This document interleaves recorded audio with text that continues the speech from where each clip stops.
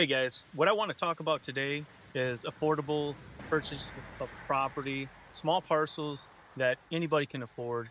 I know today's and the prices are going through the roof. Trying to buy a 40-acre parcel just isn't in the budget in a lot of places. When I'm looking for a small parcel of property, I feel like there's five very important criteria that you need to look for. Definitely number one, location. You want quality soil. You want to make sure that they implement quality deer management for the herd as far as antler restrictions. To check the Boone and Crockett entries per county, and you can do so by looking on your Onyx. It'll tell you per parcel how many entries have been put into these counties. I feel like another important thing is to see, do they have a doe harvest? Is the ratio, 2 to 1, 2 bucks to one does? If it's not, is it at least 1 to 1? And if not, implement doe harvesting. Number two, I want to talk about, you know, rules and regulations as far as how small of a parcel that you can buy to hunt. Like in Missouri, it's 3 acre minimal. You can't hunt it if it's less than 3 acres. So I think that's super important.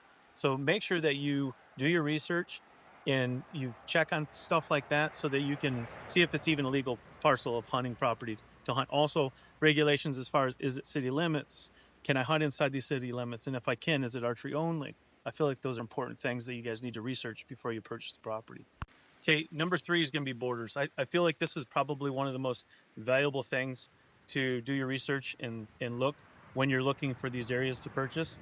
You want to make sure that there's wildlife habitat like sanctuaries, colleges, parks, places that are off limits to hunt, that hold big mature animals that can reach their age.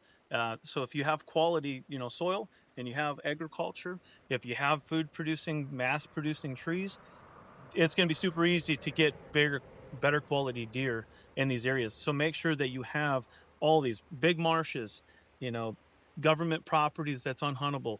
The bigger deer will utilize these areas to grow and get big. Number four is habitat, super important as well.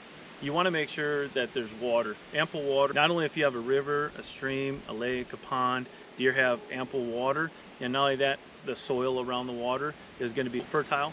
So you want to make sure that there's mass producing trees, white oaks, red oak, persimmons, and just to name a few.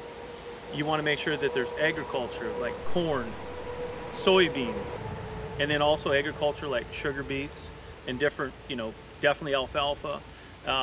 But also you can implement like a little kill plot on your own property if you have the property to do it on the small parcel.